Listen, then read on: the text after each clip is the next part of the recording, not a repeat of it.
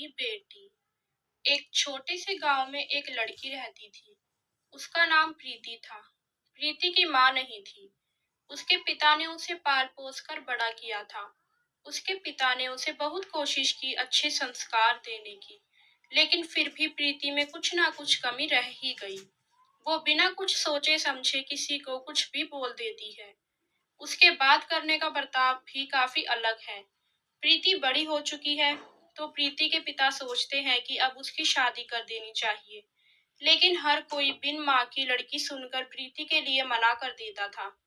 लोग कहते कि ना जाने माँ के बिना इसे घर का काम आता होगा और संस्कार भी होंगे या नहीं। इसलिए हर कोई प्रीति से शादी करने को इनकार कर देता। प्रीति के पिता बहुत ज्यादा परेशान रहने लग गए कि ना जाने मेरी बेटी की शादी कैसे होगी। इसी तरह कुछ दिन बाद एक औरत प्रीति के घर रिश्ता लेकर आती है। लड़के वालों को प्रीति की मां ना होने से कोई परेशानी नहीं थी, तो इसी तरह प्रीति की शादी हो जाती है। प्रीति को एक बहुत अच्छा ससुराल मिलता है और विवेक नाम का पति भी बहुत प्यार करने वाला मिलता है। प्रीति की सास उससे कभी भी सास की तरह बर्ताव नहीं करती थी। वह हमेशा उससे माँ की तरह बर्ताव करती थी। लेकिन प्रीति को यह समझ नहीं आता था। हमेशा अपनी सास की बात का उल्टा मतलब ही निकालती थी। एक दिन प्रीति की सास प्रीति से कहती है, प्रीति बेटा तूने कुछ खाया नहीं सुबह से, कुछ खा ले। तो प्रीति कहती है, माँ जी क्या आप हिटलर की तरह मेरे पीछे लगी रहती हैं? मेरा जब मन होगा मैं खा लूंगी, मेरी चिंता ना करो। लेकिन प्रीति की सास उसे कुछ नहीं कहती। ऐसे ही अगले दिन प्रीति विवेक की शर्ट प्रेस कर रही होती है।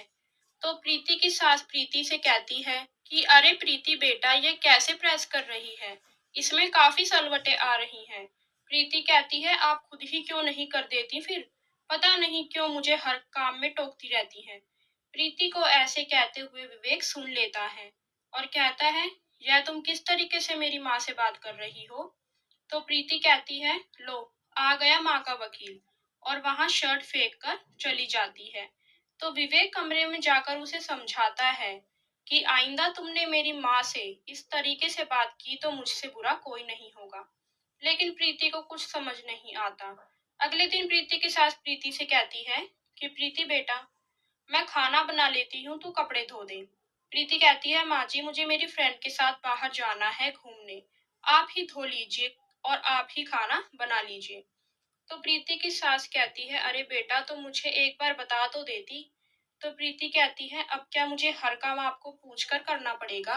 और कहती है मैंने आज तक अपने पापा की नहीं सुनी, तो आप तो मेरी सास हैं। प्रीति की सास कहती है अरे वह नहीं बेटा, मैं कह रही थी कि अगर विवेक मुझसे पूछेगा तो मैं क्या जवाब दूंगी। तो वह कहती है हाँ हाँ ठीक है, बोल देना कि अपनी फ्रेंड के साथ घूमने गई है। फिर प्रीति अपनी फ्रेंडों के साथ बाहर घूमने जाती है और सभी फ्रेंड्स अपनी सास की बुराइयां करती हैं।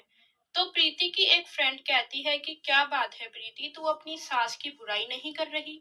तो प्रीति कहती है कि मेरी सास तुम्हारी सास जैसी नहीं है।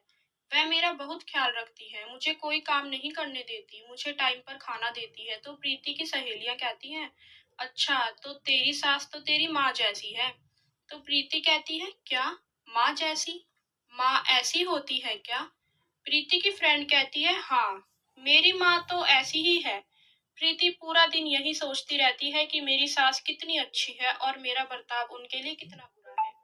अगले दिन प्रीति के घर प्रीति की सास की ननद आती है। तो प्रीति की सास प्रीति को कहती है बेटा 3 कप चाय ले आओ। तो प्रीति अपनी सास को जवाब देती है कि माँ जी मैं सुबह से काम कर रही हूँ, आप ही ले आइए चाय। प्रीति की सास की ननद यह सुन लेती है और रसोई में जाकर प्रीति की सास से कहती है हमने तो तुझे पहले ही कहा था कि इस लड़की से शादी मत करवा। बिन माँ की लड़की है, इसमें ना ही संस्कार है ना ही बात करने की तमीज। प्रीति की सास कहती है अरे मैं तो सिर्फ इसलिए मानी ताकि इसे माँ का प्यार दे सकूं और इसे समझाऊं कि माँ क्या होती है। तो प्रीति की सास की ननद कहती है वह तो दिख ही रहा है तेरे सर पर चढ़कर नाच रही है। प्रीति अपनी सास की बातें सुन लेती है और सोचती है मेरी सास कितनी अच्छी है, उन्होंने हमेशा मुझे अपनी बेटी माना और मैंने कभी उन्हें अपनी माँ नहीं माना।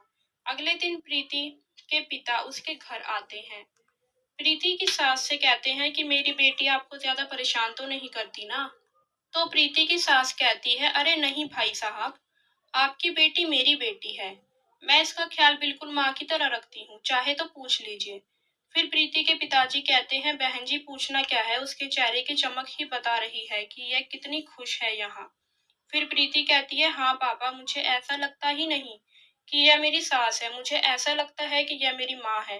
प्रीति ने अपनी सास को अपनी माँ के रूप में स्वीकार कर लिया और आखिर में प्रीति की सास ने भी अपनी बहू का दिल जीत ही लिया। फिर सभी हंसी खुशी रहने लगे। दोस्तों, आपको कहानी पसंद आई है तो इसे लाइक करें और हमारे चैनल को सब्सक्राइब करें। धन्यवाद।